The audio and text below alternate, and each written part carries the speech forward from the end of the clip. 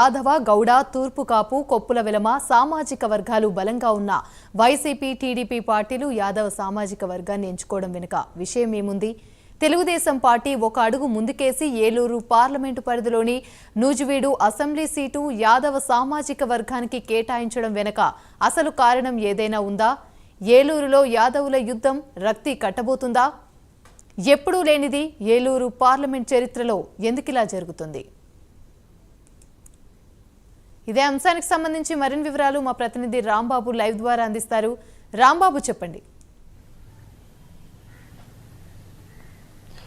Thank you యమని.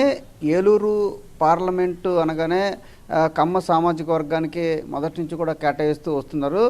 అలా చూసుకుంటే ఎందరో ప్రముఖులు బోళ్ళ బుల్లిరామయ్య కానీ, కావూరు సాంబశివరావు కానీ ఇక్కడి నుంచి ఏలూరు ఎంపీగా పోటీ చేసి తర్వాత వీళ్ళు కేంద్ర మంత్రులుగా కూడా పనిచేసిన పరిస్థితి అయితే ఉంది. ఆ రకంగా ఏలూరు పార్లమెంటు పరిధిలో ఎప్పుడు కూడా కమ్మ సామాజిక వర్గానికే టికెట్ ఇస్తూ ఉంటారు. ఏదైతే సూపర్ స్టార్ కృష్ణ కూడా గతంలో ఏలూరు పార్లమెంటు పరిధిలోని ఎంపీగా కూడా పోటీ చేసి విజయం సాధించడం జరిగింది. అయితే దీనికి భిన్నంగా ఈసారి యాదవ సామాజిక వర్గానికి అటు వైఎస్ఆర్సీపీ పార్టీ, అదే రకంగా తెలుగుదేశం పార్టీ కూడా టికెట్ అయితే కేటాయించిన పరిస్థితి అయితే ఉంది.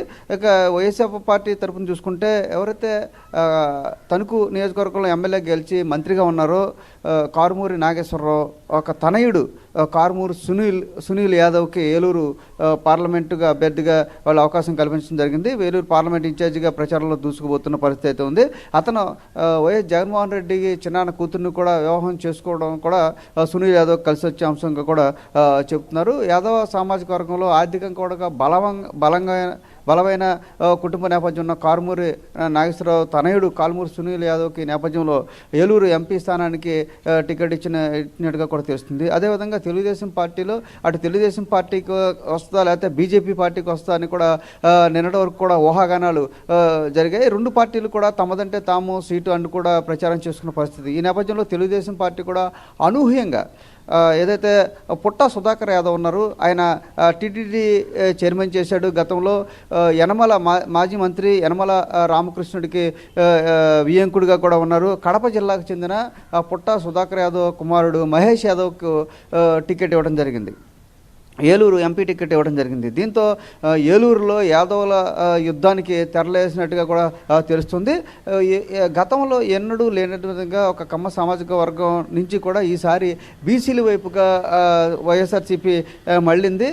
దానికి తగ్గట్టుగానే తెలుగుదేశం పార్టీ కూడా చివరి నిమిషంలో చివరిదాకా కూడా బీజేపీ నుంచి తపనా చౌదరి కూడా ప్రయత్నం చేసినప్పుడు కూడా తెలుగుదేశం పార్టీకి ఈ సీటు కేటాయించిన నేపథ్యంలో ఎక్కువ వైఎస్ఆర్సీపీ బీసీ నినాదం ఎత్తుకుని ముందుకెళ్తుంది, మనం కూడా బీసీ నినాదం తీసుకుని ముందుకెళ్లాలంటూ కూడా ప్రచారం జరిగింది. ఈ నేపథ్యంలో గోరుముచ్చు గోపాల యాదవ్ అనే పేరు, ఈ జిల్లాకు చెందిన ఒక గోరుముచ్చు గోపాల యాదవ్ పేరు చివరి నిమిషానికి వినిపించింది. అయితే ఆర్థికంగా అతను అంత బలమైన అభ్యర్థి కాకపోవటం, వైఎస్ఆర్సీపీ ఏదైతే ఎంపీ క్యాండిడేట్గా కారుమూరి సునీల్ యాదవ్ అటు రాజశేఖర రెడ్డి, వైఎస్ జగన్మోహన్ రెడ్డి కుటుంబానికి బంధుత్వం ఉండటంతో పాటు ఆర్థికంగా బలంగా ఉండటంతో అటువంటి నేతను ఎదుర్కొనేందుకు ఖచ్చితంగా యువకుడు ఆర్థికంగా బలమైన అభ్యర్థిని ఎంచుకోవాలనే ఉద్దేశంతో వెతికి ఏదైతే పుట్టా సుధాకర్ యాదవ్ కుమారుడు మహేష్ యాదవ్కి టికెట్ ఇవ్వడం జరిగింది. ఈ రకంగా చూసుకుంటే ఎలా చూసుకున్నా మొట్టమొదటిసారిగా ఏలూరులో యాదవుల సంగ్రామానికి తెరలేపినట్టుగా ఉంది. రెండు పార్టీలు కూడా యాదవులకే టికెట్ కేటాయించడం జరిగింది. తెలుగుదేశం పార్టీ అయితే ఒక అడుగు ముందుకేసి ఏదైతే ఏలూరు పార్లమెంటు పరిధిలో ఉన్న నూజివీడు స్థానాన్ని కూడా కొలుసు పార్థసారథి మాజీ మంత్రిగా చేసిన మాజీ మంత్రి, కాంగ్రెస్ పార్టీలో మాజీ మంత్రిగా చేసి పెనమలూరు ఎమ్మెల్యేగా కూడా వైసీపీలో ఉన్నారు. అక్కడ వైసీపీ పార్టీ నుంచి వచ్చి తెలుగుదేశం పార్టీలో జాయిన్ అయిన కొలుసు పార్థసారథికి నూజివీడు ఎమ్మెల్యేగా అవకాశం కూడా కల్పించింది.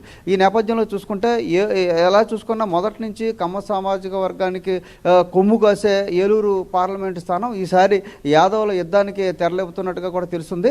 అలాగే చూసుకుంటే ఏలూరు పార్లమెంటు పరిధిలో యాదవులతో పాటు తూర్పు కాపులు, కొప్పుల వేలములు, అదే రకంగా గౌడ సామాజిక వర్గానికి చెందిన వాళ్ళు కూడా బీసీ కులాలు కూడా ఉన్నాయి. అయినప్పుడు కూడా వైఎస్ఆర్సీపీ యాదవులకు కేటాయించింది కాబట్టి దానికి ధీటుగా ఆర్థికంగా బలమైన అభ్యర్థి కోసం ప్రయత్నం చేసి ఇక్కడ అంత తగ్గ ధీటుగా వ్యక్తి లేకపోవడంతో కడప జిల్లా నుంచి ఏదైతే పుట్టా సుధాకర్ యాదవ్ ఉన్నాడో మాజీ టీడీడీ చైర్మన్ చేసిన అతను ఉన్నాడు, ఏదో ఎవరైతే యనమల వియ్యంకుడుగా ఉన్నాడో సుధాకర్ యాదవ్ కుమారుడికి తీసుకొచ్చి పుట్ట మహేష్ యాదవ్కి అయితే ఇక్కడ టికెట్ కట్టబట్టే ప్రయత్నం అయితే జరిగింది. మొత్తం మీదగా చూసుకుంటే ఏలూరు ఎప్పుడు కమ్మలకు కొమ్ము కాసే ఏలూరు పార్లమెంట్ ఈసారి యాదవుల సమరానికి తెరలేసిందని కూడా చెప్పుకోవచ్చు. అయితే ఈ యాదవ కులానికి టికెట్ ఇచ్చినప్పుడు మిగతా బలంగా ఉన్న బీసీ కమ్యూనిటీలు ఏదైతే కొప్పుల వెలమ కానీ, తూర్పు కాపు కానీ, గౌడ సామాజిక వీళ్ళందరూ సహకరిస్తారా, లేకపోతే వీళ్ళు ఎటువైపు వెళ్తారు, లేకపోతే ఎవరికే వీళ్ళు ఏ వర్గానికి సపోర్ట్ చేస్తారు, ఏ పార్టీకి సపోర్ట్ చేస్తారని మాత్రం చూడాల్సి ఉంది. Right, thank you.